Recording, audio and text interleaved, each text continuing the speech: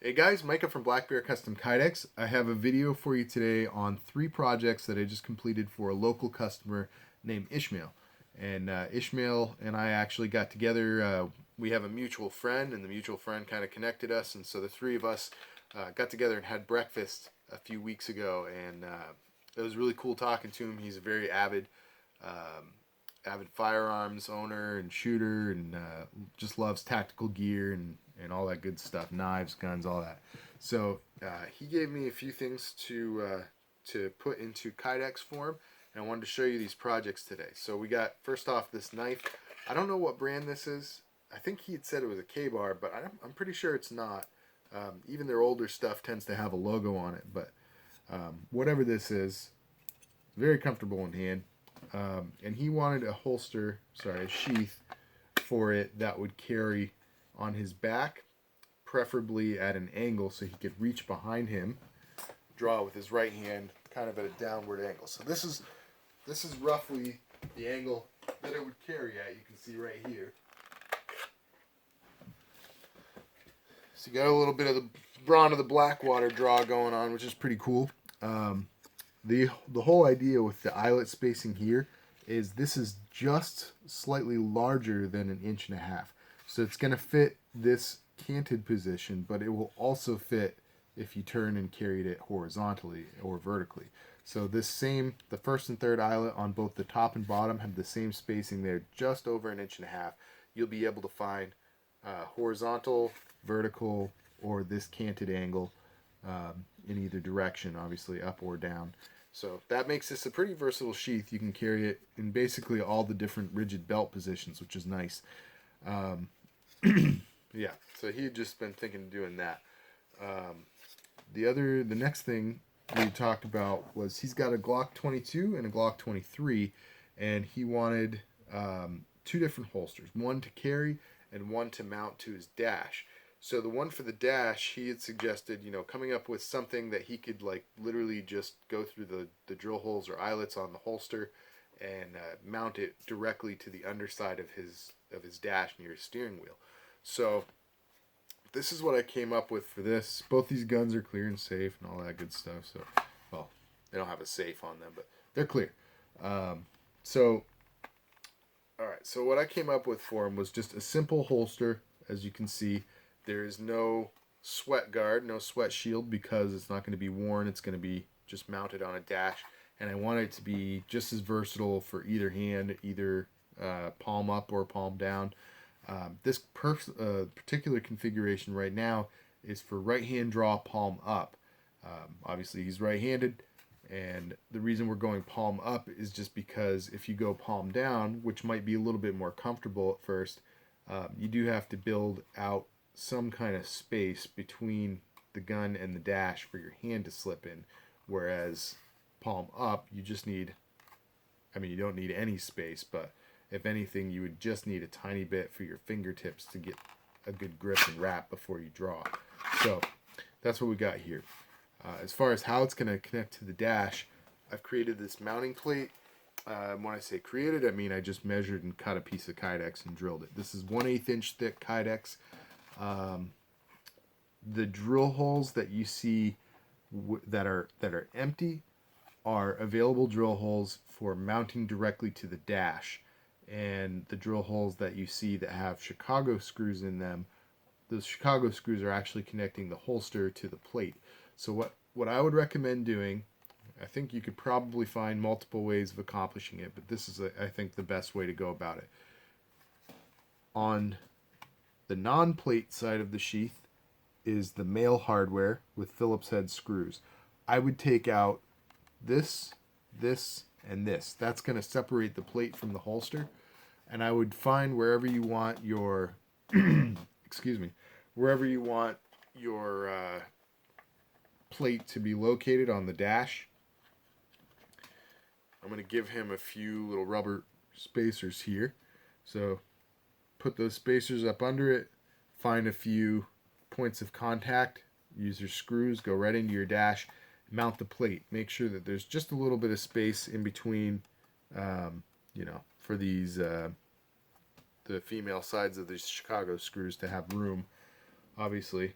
I mean, I guess if you're drilling holes in your dash, maybe you're not going to mind those marks, but it will mark up the dash if you put it too tight. Anyway, you're just going to cinch this down where you want it, and then you're going to line up the holes that you want that are currently connected with these Chicago screws, and you're going to put the male hardware back up through them. So this allows you to still be able to mount that male hardware into the plate. The female hardware is essentially embedded from the plate facing downward, which is nice. And then you also still have adjustable retention. So all three of these screws can adjust the retention, which is a really nice feature. Obviously in any holster, because then you can choose how you like the draw. So right now I've got it set up to where I think it's a little bit tighter than I would be comfortable just carrying around for a draw. But if it's in the car, I want that little bit of extra security because if anything were to happen with a car accident, fender bender, whatever, I don't want to have my holster give up the gun and have the gun drop anywhere. Who knows? And especially with the idea of a car accident, like, I don't know, some people are crazy right after an accident, there might be a little drama or something like that. So I'd want my gun to be handy just in case. But anyway, this is the Glock 22, and we've got the holster there. One of the cool things is that the 22 and the 23 are actually the same size. The only difference is that the 23 has a slightly shorter muzzle. Other than that, I think they're identical, but you can see here the 23 in front has a slightly shorter muzzle, about a ½ inch, I want to say, maybe 3/4. So that means that all of the points of retention for the holster are going to be pretty much the same. The only other difference between these two is that on his 23 he does have an extended mag drop here, so that doesn't quite fit into the holster the same way. But if you just give it a little push, it's fine. It fits in there just fine. So you might need to adjust the retention just a little bit differently for these two, but you can actually swap out either one to carry in your car holster. All right, now we have a designated holster for the 23, and this one he asked me to kind of pattern off of the IWB holster that I carry. I carry appendix, and you can see I've got this flexible hinge. I've got an extra magazine, the Vanguard concealment claw, and a couple IWB clips on this thing. So what this all does is works together to tuck your handle. And a couple of the ways that this works is by placing the clip here on the outside and here on the outside. It has a tendency to bow the center of the overall setup outward, which effectively does tuck the handle. You can see by doing that, you're tucking the handle into your body a little bit. This concealment claw also does that same thing, and these angled clips also have a tendency to rock the equipment back into your body. So you're tucking the handle and also kind of pulling it in this way all at the same time. You do have the option also of, if you were, these clips are flexible to a degree, you could also wedge something in behind there so that it pushes the holster more against your body. This is all going to be slightly dependent on what kind of belt you're carrying too. So you need, if you're going to carry AIWB, I would definitely recommend getting a designated pistol belt. There are a lot of good sturdy belts out there, but some of them just don't quite cut it. Sturdy pistol belt, however, like a Blue Alpha Gear or I don't even remember what I'm carrying. It's RME or REM Tactical. I bought it through Holster Builder. I really love the belt though. It's awesome. So in any event, this thing conceals really, really nicely.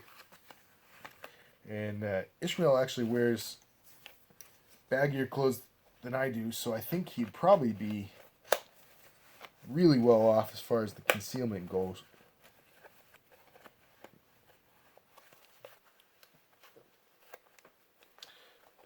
I snagged my waistline on the Vanguard claw. Just trying to correct my pants real quick. Alright, so there you go. You can see it does put a fair bit of pressure against your tactical muffin top, but that's a good thing because it just means it's going to conceal. I'll be perfectly honest with you guys, this is not in any way uncomfortable to me. I know there's pressure there, You can obviously see that it's kind of digging in a little bit, but it's not digging in that aggressively. And I also want to make mention that I bevel. You can see the edges of all of my stuff. I do not leave any edges unbeveled, including inside edges like here. This is all rounded over, so there's no excuse me. There's no uncomfortable edge pushing against my body. And that actually includes the, to their credit, the Glock magazine. The bottom of this thing is actually not very aggressive. It's very comfortable and rounded and all that. So even though there's pressure against me, nothing is actually biting in and nothing is uncomfortable. The only exception I would make to that, so even bending over is not bad. I can squat, I can bend over all the way, I can sit down all day, I can ride around in my car with my knees even higher up. I have absolutely no issue with this.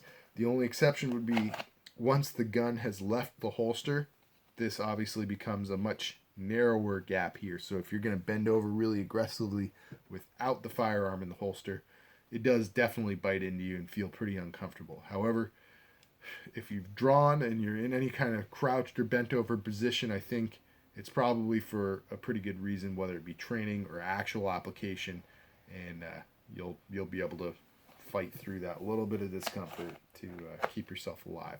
So, in any event, you can see how well this conceals. It's pretty good. The only point that doesn't conceal so well right now is this little extended magazine. There's not a whole lot I think that can be done about that. Wearing baggier clothes would definitely help. As it is right now, I'd feel comfortable walking around town with this. I don't think many people would point that out, to be totally honest. If I'm wearing a tighter shirt, yeah, that would probably stick out a little bit, Look at that. But this is a pretty regular, natural fitting shirt, and I think it conceals really well. So, got a nice smooth draw there. It does click into place, clicks in and out. I would definitely caution you when you put your when you put your firearm back into the holster. That extended mag drop, dude, the first time I put this back in there, I drew blood, like, through my undershirt. I pinched hard enough that I actually drew blood. That extended mag got me right here and pinched it right between the Kydex and the mag release. So I would recommend you just make sure you tilt it slightly away from yourself or push it forward or something. Get that thing away from your friggin' body. That really hurt when I got myself there. Extra magazine there. I orient my own like this, and he wanted it the same way. I'll do it any way you guys want if you order a holster from me. But just, I can see my pants sagging down in the middle. Just so you know my feeling on it. The reason I have it oriented this way is because if I need to drop a mag and reload, I'm just gonna pull up and turn my wrist over. The rounds are facing this way, so it's literally drawing up, turning my wrist, and that's that. That's to me that's a lot more makes a lot more sense than trying to go. So now I've just put it back in that way. Trying to go this way. I mean, you can still do it, and it's not. Yeah. I don't know. To me, it just makes more sense to just go toward it like that. But, alright. So that's what I got for you. For those of you who have used or seen or, really looked at any kind of dash holsters, I'd really love your opinion on this one. What do you think are the pros and cons of this? Do you see any major design flaws?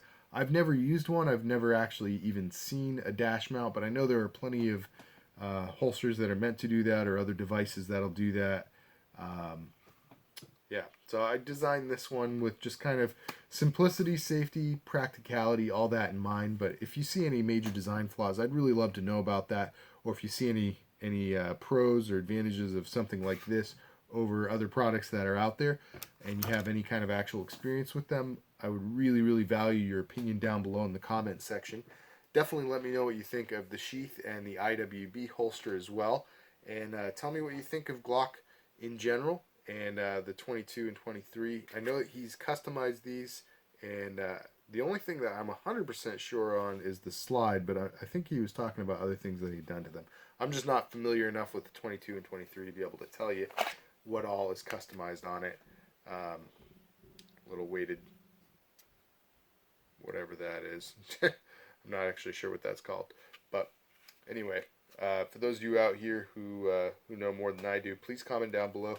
Tell me what you think of all the gear, what you think of Glock, and yeah. Other than that, I appreciate you sticking around for 15 minutes of my congested rambling, and I hope you enjoyed the video. If you did, hit that like button. If you like the channel, subscribe.